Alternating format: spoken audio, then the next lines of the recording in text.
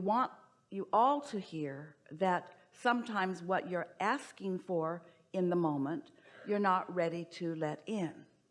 So what you get back is the letting in process rather than what you're asking for. So we're going to start in even a deeper place than what you've asked for, and then we'll get there, and maybe you'll meet us there, and maybe you won't. Maybe you'll meet us there, maybe you won't. You could meet us there, but maybe you won't. You might meet us there, but maybe you won't. You could, but maybe you won't. It doesn't matter if you do or you don't, because you can get there eventually. So this could be a good time, or maybe not, but it's probably a good time. It probably is. Feels like a good time, so you'll probably get there. You'll probably hear. Now you see what we're doing? We're just giving you the license to get there or not, to acknowledge that you have a desire that you might be ready for or not, because words are really cheap. A lot of people offer lip service, but we're not wanting to just give you words. We're wanting you to find resonance with who you really are. That's what you're reaching for. You're not asking for our words. You're asking for an inspiration to your resonance. Well, your resonance is about what you're doing. And so sometimes if people go too far too fast, then it's just more words. So the universe doesn't work that way, because the universe knows where you are and what's best for you to hear. So here we'll give our best answer for what you are asking for. We're going to speak back and forth from your perspective and ours, and you'll know which we're doing. So we'll start first with you. I've been around for a while, and I have come to the realization that there is so much potential for me, potential for alignment, and therefore potential for all other things, because alignment leads to all other wonderful things. It's come to my attention that there's potential for my alignment, that I'm not quite reaching my full potential. I've been practicing thoughts, I guess a lot of people do. I've been practicing thoughts that haven't really let me understand who I am, how I have purpose, how I have value.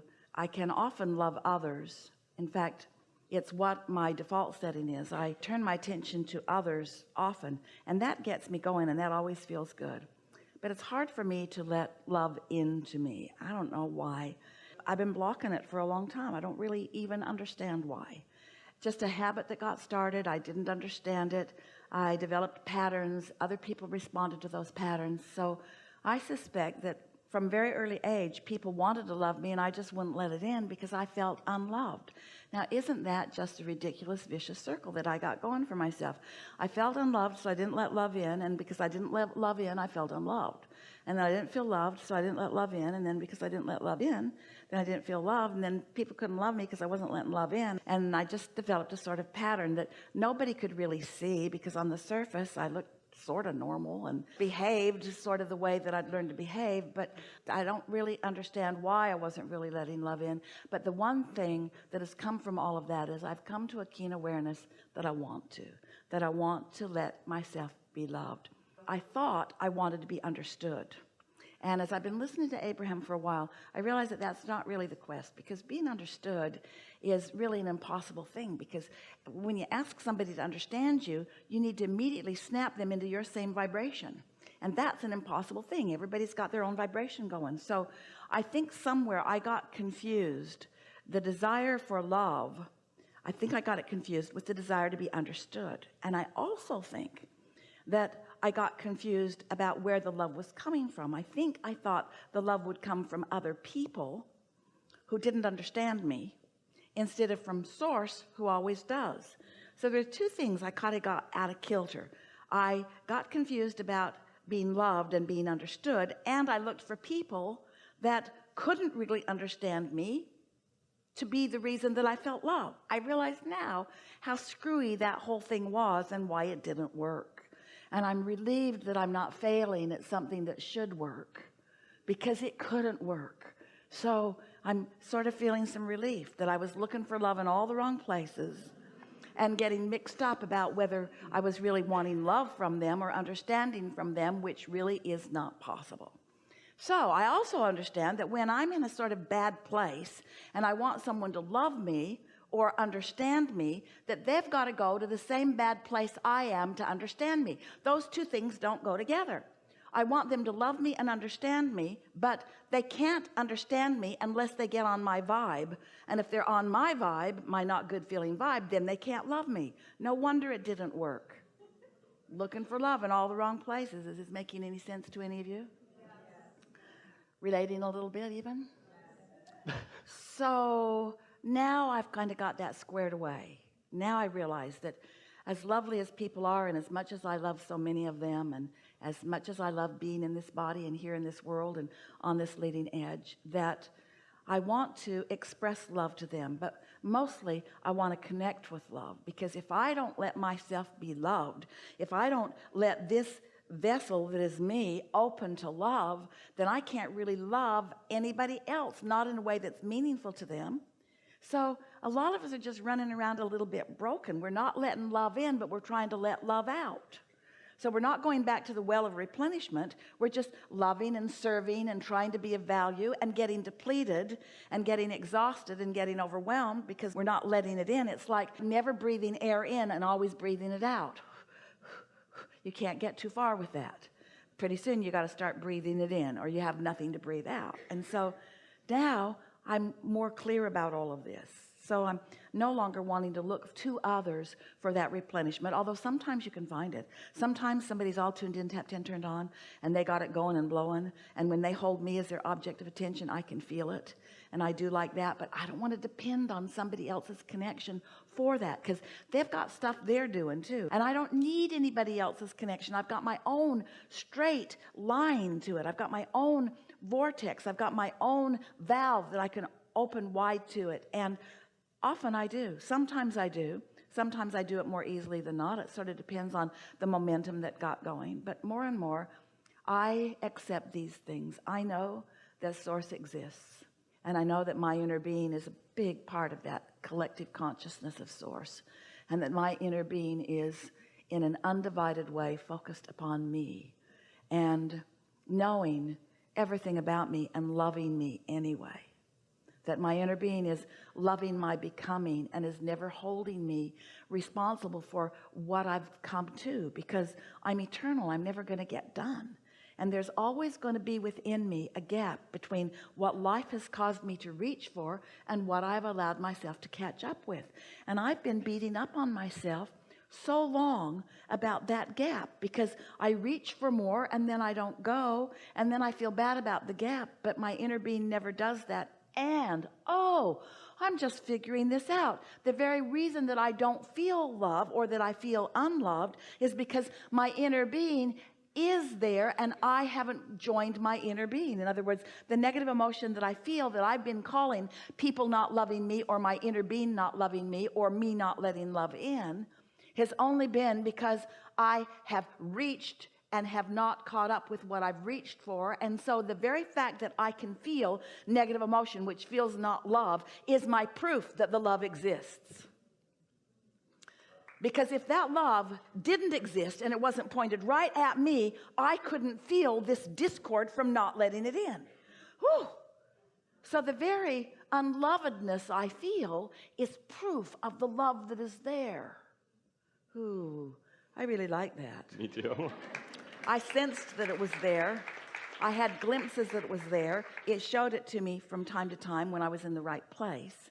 I let it in from time to time, and I'm getting better and better at letting it in. I know that my inner being loves me, and I'm in the mood right now to hear some from my inner being. I'd like my inner being to explain to me a little bit what their perspective of me is. I'd like to know how my inner being sees me, and I'm in a better place now than I was at the beginning of this conversation. So I have a better chance of letting more of it in than I was at the beginning of this conversation. So I'll just listen for a minute and I'll hear what my inner being has to say about me. We feel so much love and appreciation for your willingness to be in this body. It's a good body. We have so much appreciation for you to be willing to play your role in our co-creation, because you've got the hard part. You're out here on the leading, bleeding edge, where you're exposed to conditions that you take in and sometimes you take to heart. And You knew when you made the decision to do it that you'd see some things that you didn't want to see, but you knew it was worth it because you knew out of seeing what you didn't want that you would be able to, in the unique way that is you would be able to come to conclusions about improvements, not just for you, but for the people you love and for the world that you love. You knew that these ideas would burst out of you, and you knew that when they did, that there'd be a gap, because you knew that the very contrast that provided you the launching of the rocket was going to hold you in contradiction to the new rocket for a while. But you knew that we would keep our promise to you. That's why you weren't surprised to meet up with us. You knew that we would keep our promise and that we would not take our eyes off of your goals, of your objectives. And you knew that that's how it worked. But somehow you did a little tricky twist on yourself, because you've decided to beat up on yourself for not always easily going right along. You say to yourself, I know this stuff, why don't I just go with that flow? And the answer to that is because law of attraction won't let you, and that's a normal thing.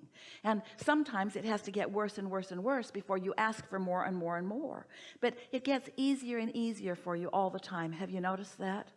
We are taking so much delight in how much you do catch on to right away, and how much resistance you're leaving aside, and how much resistance that was one time active in you, a lot, that is no longer active or rarely active within you.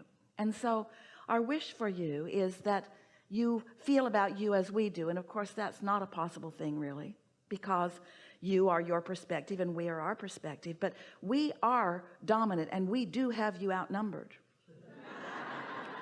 We really do know who you are, and at moments when you are in lesser resistance, you get more and more sweeping feelings of who you are. So that feeling of resonance that we were talking about, you're feeling more of the time, and when it comes, you know it. And now what we're really hearing from you is not that you don't know, and not that you aren't often in complete alignment with it, but that the sublime of the alignment is so sublime that you can't bear it when you're not.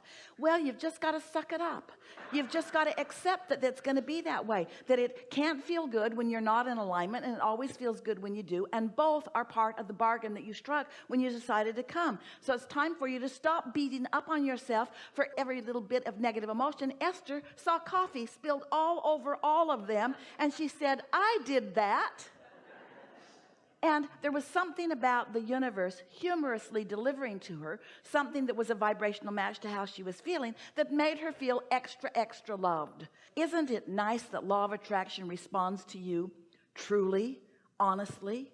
That law of attraction doesn't play games with you, that it's always consistent?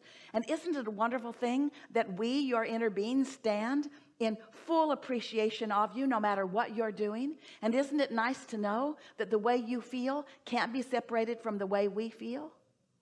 Aren't you glad to know that you have all of these options? And aren't you glad to be in an environment of such freedom, where you're free to think whatever thoughts you choose to think, and that the thoughts that you think are always in relationship to the thoughts that your inner being is thinking? Can you imagine a more perfect guidance system than that? Don't you feel blessed that every step that you take, you have someone else walking with you and loving you and knowing you and not doing it for you? Would you want us to do it for you? You would not allow us to do it for you. Even if we could do it for you, you would not want us to do it for you, because you are the creator of your reality. You are a leading edge being out here on this leading edge, and we are your support system, and what you accomplish we all benefit from. But this is your game that we are all involved in, and it's a big game, and it matters immensely to all of us, and there is great love here for you.